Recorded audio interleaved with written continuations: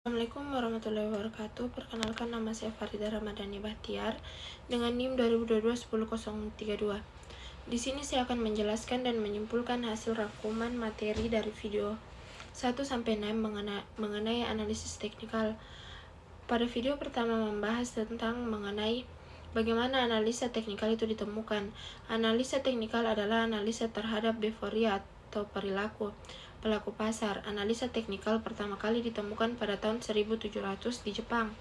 Lalu muncul teori yang dikemukakan oleh Charles Dow yang menjadi dasar dari analisa teknikal modern.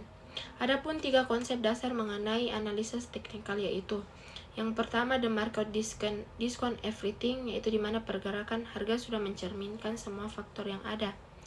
Yang kedua, price move in trends, yaitu di mana harga bergerak mengikuti tren yang ada. Yang ketiga itu history repeat itself trend, merupakan kecenderungan arah pergerakan harga. Pada video kedua yaitu membahas mengenai salah satu konsep analisa teknikal yaitu support and resistance. Definisi dari support ialah menyokong karena pada support harga saham seperti tidak mau turun ke harga tertentu seperti ada yang menyokong, sedangkan definisi dari resistance ialah menahan karena harga seakan-akan tertahan, tidak bisa naik lebih tinggi. Support dan resistance terjadi secara brutal di pasar bila ada pelaku pasar yang membeli atau menjual saham mereka. Ada beberapa faktor yang dapat mempengaruhi terjadinya support dan resistance, yaitu yang pertama, secara natural kita antri jual di harga tertinggi sebelumnya. Yang kedua, banyak yang melihat harga rendah sebelum untuk antri membeli. Menurut riset dari The Fed Bank Central Amerika yang menyimpulkan bahwa tren pergerakan memang sering bertemu di interupsi perlawanan antar support dan resistance. Dapat disimpulkan bahwa akan ada perlawanan di area support dan resistance.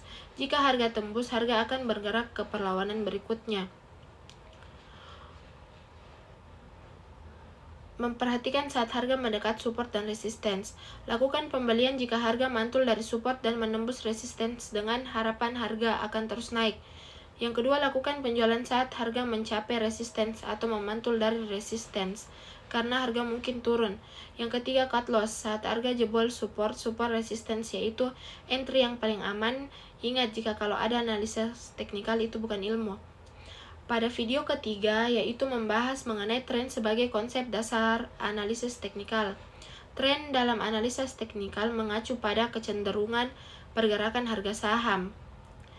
Price moment trends. Konsep price moment trends menggambarkan kecenderungan harga untuk terus-menerus naik atau turun. Yang kedua, identifikasi tren. Tren tidak hanya terjadi secara umum di pasar. Yang ketiga, titik-titik identifikasi tren. Uptrend dapat diidentifikasi melalui high and low yang terus meningkat. Sedangkan downtrend melibatkan low, dan lower high. Strategi beli dan jual berdasarkan tren. Strategi ideal melibatkan pembelian saham saat awal uptrend atau saat reversal. Yang keempat, pada video keempat membahas mengenai pengenalan volume dalam analisis teknikal. Volume adalah konsep penting dalam analisis teknikal saham. Ini mengukur jumlah saham yang diperdagangkan dalam suatu periode, memberikan gambaran tentang seberapa besar transaksi pasar. Cara penggunaan volume. Volume dapat membantu menentukan kekuatan pergerakan harga saham. Dalam praktek trading, saat menganalisis saham, volume dapat digunakan bersamaan dengan pola candlestick, pola harga, dan indikator teknikal lainnya.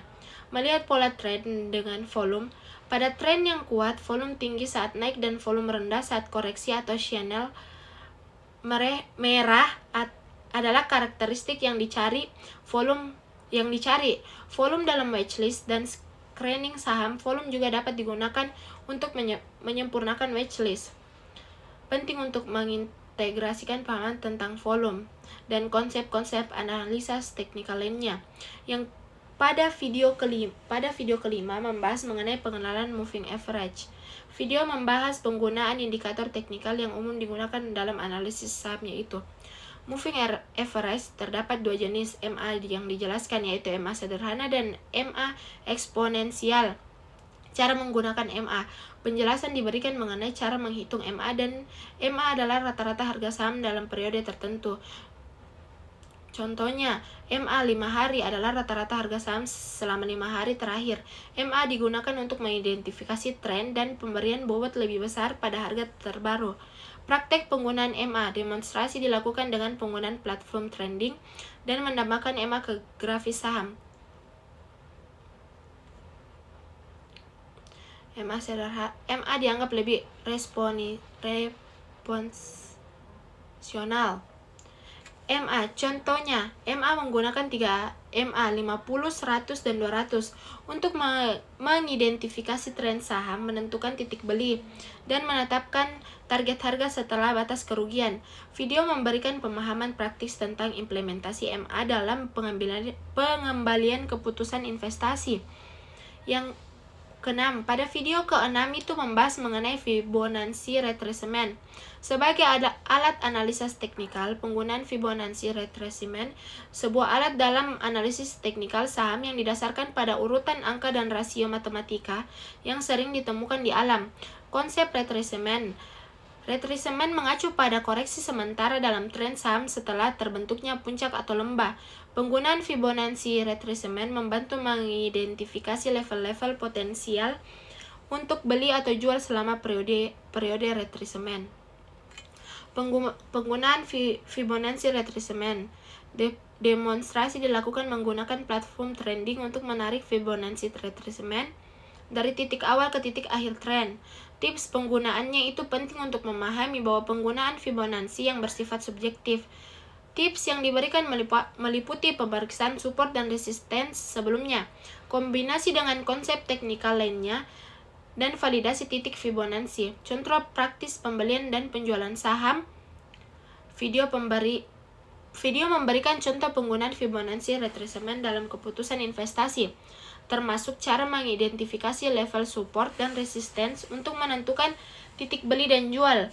Demonstrasi dilakukan pada saham-saham seperti BCA dan BJBR dengan penekanan pada konsep support dan resistance. Penting untuk diingat bahwa Fibonacci retracement adalah alat bantu yang bersifat subjektif dan sebaiknya digunakan bersamaan dengan konsep teknikal lainnya untuk pengembalian keputusan yang lebih akurat.